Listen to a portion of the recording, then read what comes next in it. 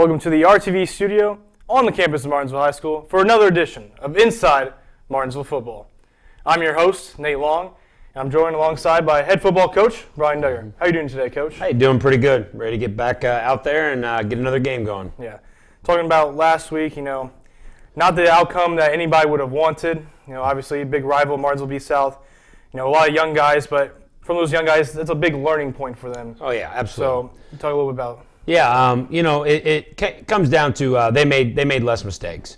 That's a really, really good football team, first of all. They returned 20 and 22 starters on an 11-2 football team from last year. So they're solid. They'll be one of the better teams in 5A. It's a good experience for us. When you play really good teams, you got to play well yourself. You can't make mistakes. You can't allow them to have good field position. You can't not take advantage of the few mistakes they make. Just a great learning experience for us. Unfortunately, learning experiences usually come with a big L, and that's what happened. I felt like our young guys made mistakes, but more disappointingly, some of our older guys made mistakes, and that's just something we got to fix going forward. We rely on those older guys to be leaders and to make sure that those young guys know what they're doing. So we just got to be more dialed in, a little bit more detailed, and everybody's just got to do their job. And let's go and let's watch those highlights, courtesy of Carl Van Vievender. Yeah, here kind of talking what I was talking about, starting on your own 2-yard line to start the game because of a mental mistake, like that just puts you in a hole. And that first drive, we actually came out and had a good drive. We go from the 2-yard line all the way to about midfield, and then we get a fourth and long and have to punt. If we start that at the 35 or 30-yard line, all of a sudden we're in 4-down territory or kicking a field goal. So just kind of one of those nights where we had a lot of that type of stuff happening. First half, I thought our defense played really well. They flew to the football. They were playing a short field all night in the first half because we just never gave them field position offensively. So to be down 14-0 at halftime, I thought we were actually in a pretty good spot the way we were playing. If we could just get things going on offense, give our defense a little field position. I felt good at halftime. We just never really got it rolling ever on offense, and defensively we started making mistakes as well. And this is, I think, the drive right before half. We started showing a little bit of life here, kind of doing some stuff that we normally do, and just couldn't put it together enough. And that's you play good teams. That's what you have. The good RPO action there with AJ and Cameron Willison. Good screen here for Dotson. Mason Dotson stepping up real big when Cameron went down. Having him come in and just play really, really well was a big deal. Sophomore stepping up, growing up real quick. And then obviously that's the guy we want to have the ball in his hands as much as possible.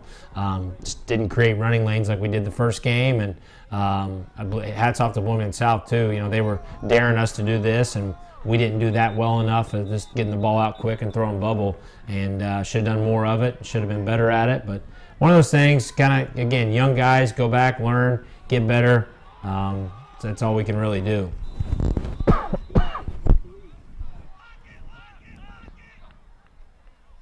Again, this is another screen action here. This one's for Shrake. Good job there. I think, just couldn't consistently put those plays together on repeat. And then, like I said, on defense, I thought we played well. We just, we gave up big plays here and there in the second half, and it goes from a 14-0 game to a 35-6 game real quick.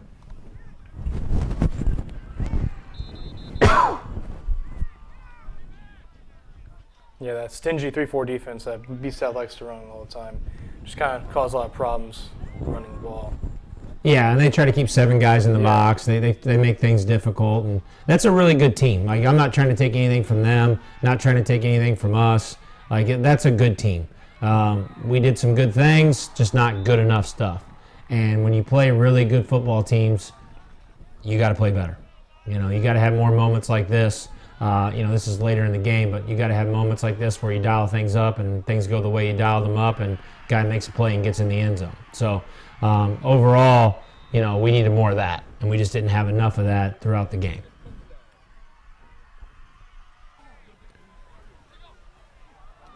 I think we do have a lot to build off of, like guys like this showing that they can come out and play on a Friday night. I think there was a lot of positives to some things as well. I thought for the most part our pass protection was really good. Moments like this, great play, we get down to the 1 yard line and we don't get in the end zone. So that's what's the type of stuff we just got to get better at and play better and continue to grow as a team. And again, I thought a lot of pieces there to be excited about, but when you're just looking at the outcome, it's not a very exciting night. Yeah, well, shifting from that B-South game, new game, Greenwood comes to town. They're 2-0 after big wins over Seymour and Indian Creek. Yeah.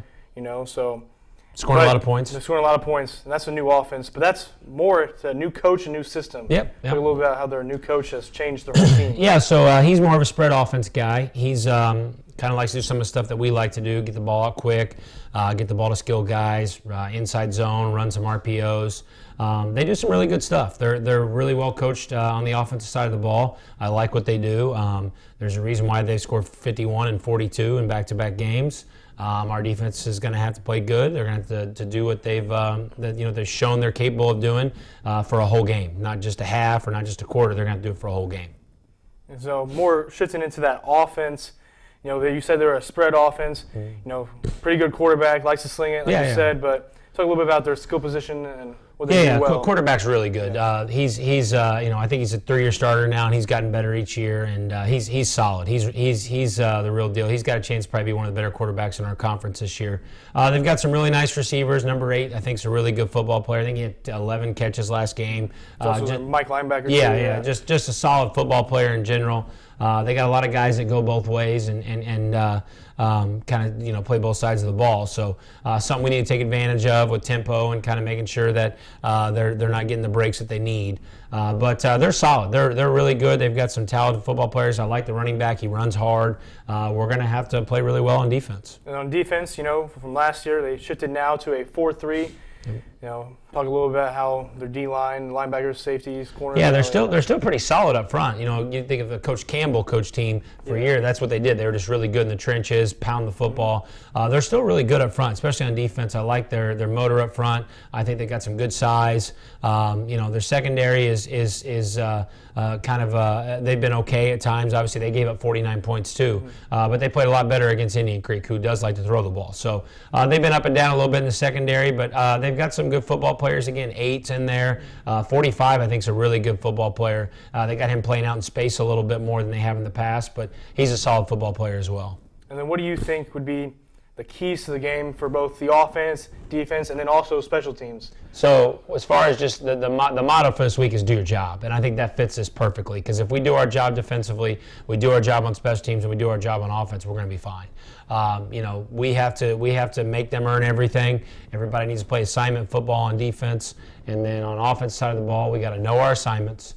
We gotta know what we've been coached to do, and we gotta physically dominate, and that's just got to be our mentality moving forward. Well, good luck tomorrow, Coach. The game does start tomorrow at 7 p.m. If you can't make it to the game, MHS Rewind has you covered. Live stream starts around 6:50 on the MHS Rewind YouTube channel.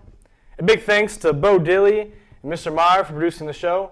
And as always, a big thanks to Coach Duggar for doing this with us. And as well, for Coach Duggar, Bo, and Mr. Meyer, I'm Nate Long. Thanks for watching, and we'll see you next time on Inside Martinsville Football.